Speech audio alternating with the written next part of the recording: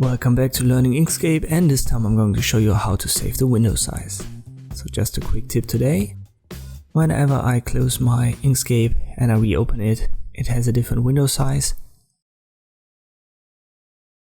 But especially if you want to screen record your stuff, you want to keep the same size all of the time. And you can set the preferences like this. So go to Edit, Preferences, you will find the interface right here. Open the drop down. And there's this window option, and under saving window geometry, size and position, you've got three options. By default, I guess it's save and restore window geometry for each document. You want to set it to remember and use last Windows geometry.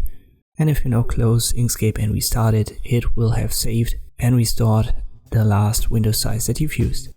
I hope this video is helpful. Thanks for watching, and I'll see you next time.